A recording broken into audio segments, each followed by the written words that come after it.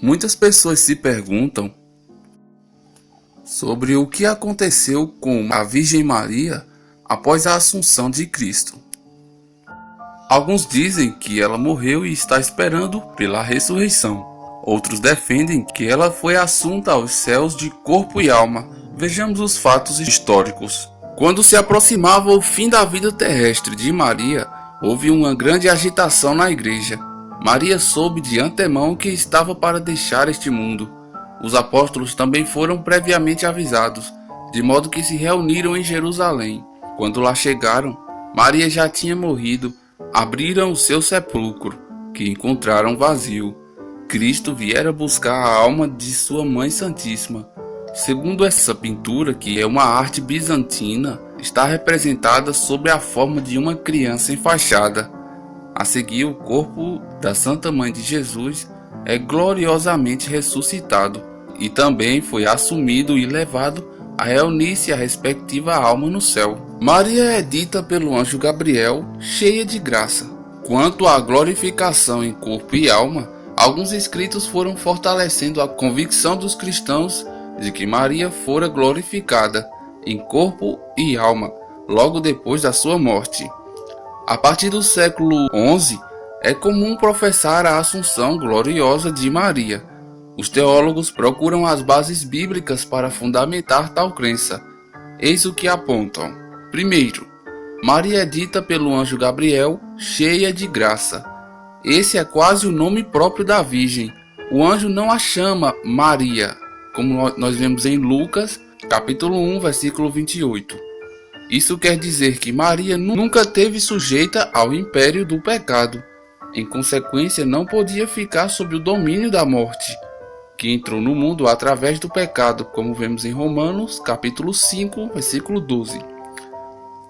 Sendo assim, é lógico dizer que ela não conheceu a deteriorização da sepultura, sendo glorificada não somente em sua alma, mas também em seu corpo.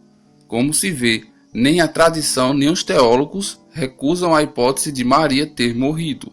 Ao contrário, eles a admitem. Segundo, a carne da mãe e a carne do filho são uma só carne. Ora, Maria é a mãe de Jesus, que foi glorificada em corpo e alma após ter morrido.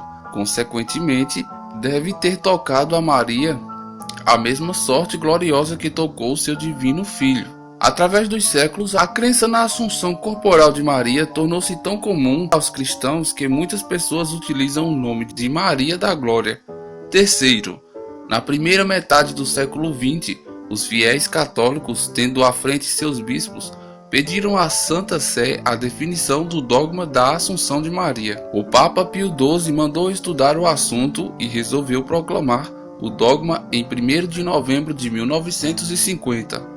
Quarto, é de notar que Pio XII limitou-se a definir que a Imaculada Sempre Virgem Maria, Mãe de Deus, encerrado o curso de sua vida terrestre, foi assumida em corpo e alma à glória celeste. Em nossos dias, existe a tendência de empalidecer o significado da glorificação corporal de Maria, mediante a tese segundo a qual a ressurreição de todo e qualquer indivíduo se dá logo após a morte. O caso de Maria seria um entre outros pares, sem relevo especial para a Virgem Maria.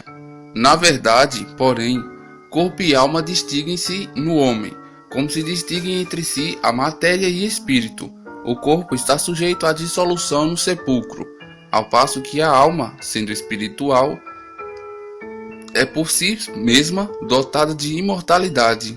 Ela subsiste sem corpo até o dia da segunda vinda de Cristo, quando se dará a ressurreição da carne e a recomposição do ser humano psicossomático.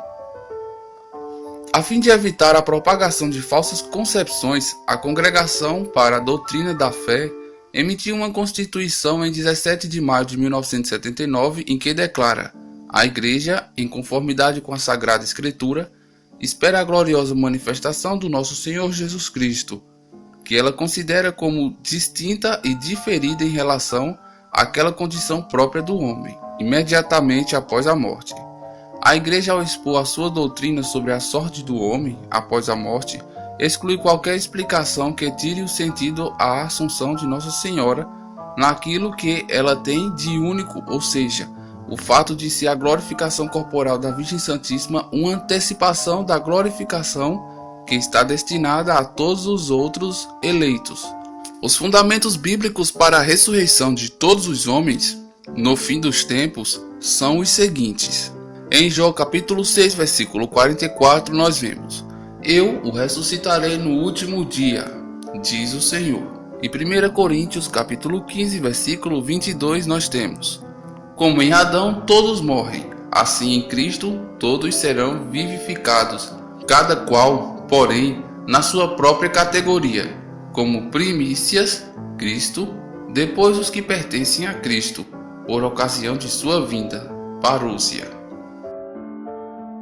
Em 1 Tessalonicenses, capítulo 4, versículo 16, nós vemos: Pois o Senhor mesmo, a voz do arcanjo ao som da trombeta de Deus, dissera do céu, e então ressuscitarão, em primeiro lugar, os que morreram em Cristo.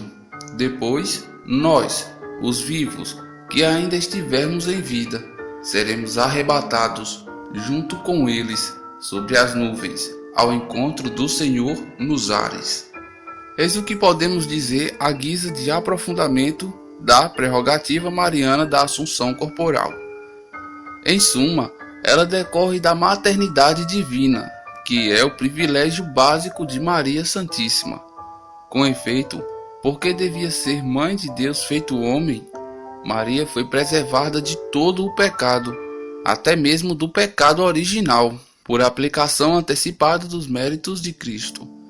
E, se foi isenta de todo o pecado, Maria não podia ficar sob o império da morte no sepulcro, já que a morte foi introduzida no mundo pelo pecado. Pode conferir isso em Romanos capítulo 5, versículo 12.